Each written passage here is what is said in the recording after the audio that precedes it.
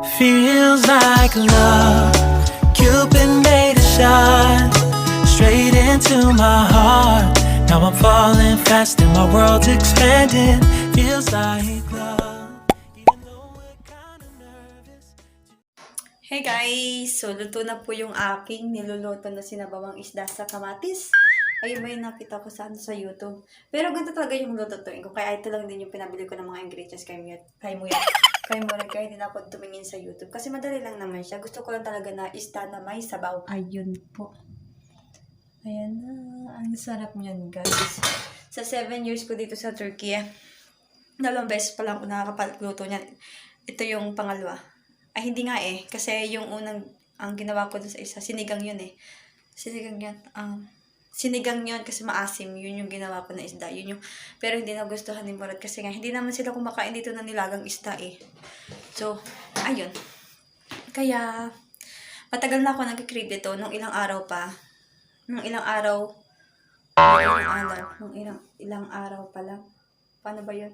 Basta, mga ilang araw na din ako nag-crave nito. Kaya lang kasi, hindi naman kami nakakapunta ng market. Kasi nga, close yung market kasi nga dahil sa Ramazan. Kaya ngayon, nung pumunta si Murat, ay talaga yung pinabili ko sa kanya na gusto kong magnilaga. Kanina, dapat tanghali to. Nangyari ngayong hapon na lang. Kasi kaninang tanghali, hindi kami pwede kumain ng isda.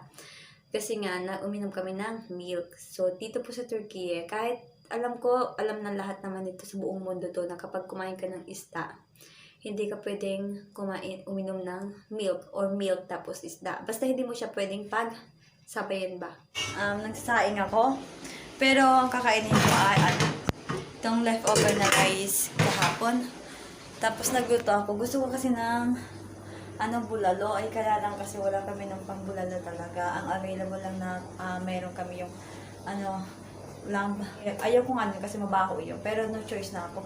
Ayaw ko talaga mag-antay para bumili pa ng pumunta na market tapos bumili. Kasi gusto ko siya maluto na kasi kaagad. So okay naman siya ito.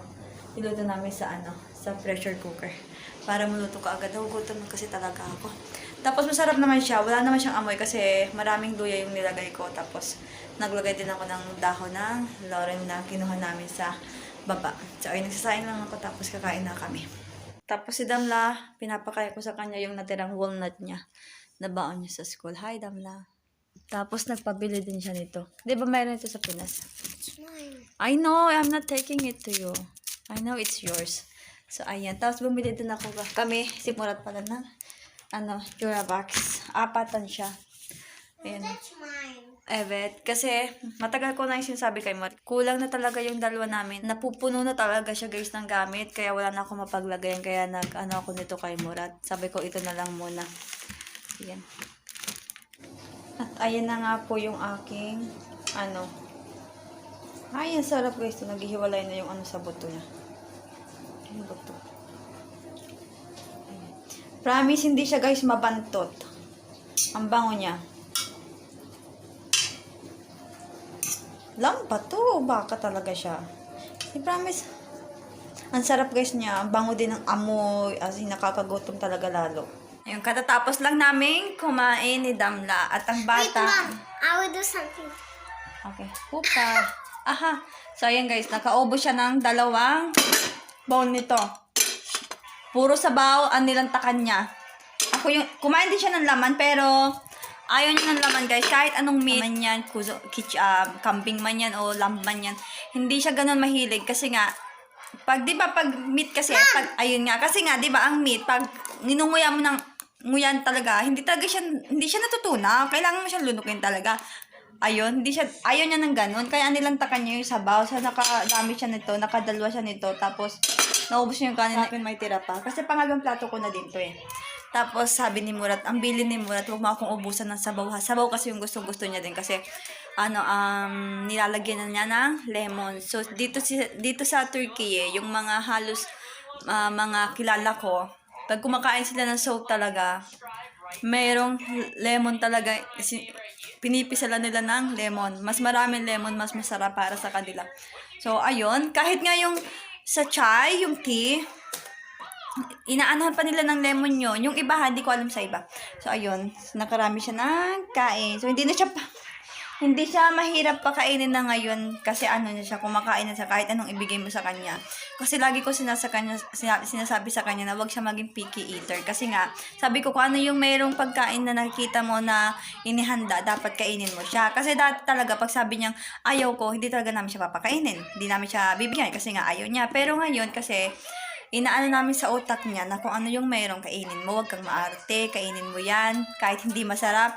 Kasi paunti-unti, pag lagi mo siya natitikman, nagiging masarap na siya para sa panlasa mo. Kahit naman ako dati, nandito ako sa Turkey, ayaw ko talagang kumain ng mga pagkain na inihahanda ni Anne kasi nga hindi ko gusto, lalo na yung fasulya, yung mga grains, mga ganyan, hindi ko talaga gusto. Pero, dahil nasanay na ako, tamo, mas madalas na ako magluto kaysa sa kanila. What's that daw na? Ouch. It's not.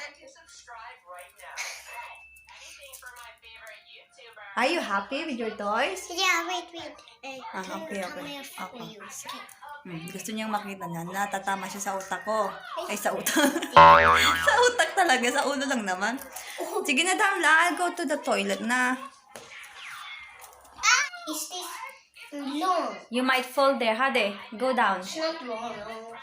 Ay, ang kulit ng bata. Ayan. Tsaka dito, oh. Alam nyo, nasanay na din ako, guys. Yung pagkain, pag nagluluto ako, kahit Pinoy food, hindi ako naglalagay ng mga Knorr cube, mga ganyan.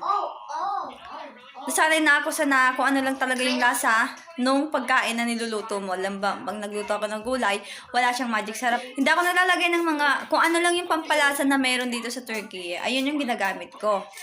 Ganun. Pero yung sabihin mo na, sa mga, di ba, may Pinoy food tayo namang pang mga seasoning tayo na mga spices tayo na yung mga, basta pampalasa talaga siya, mga Knorr cube, mga magic sarap, mga sinigang na ganyan.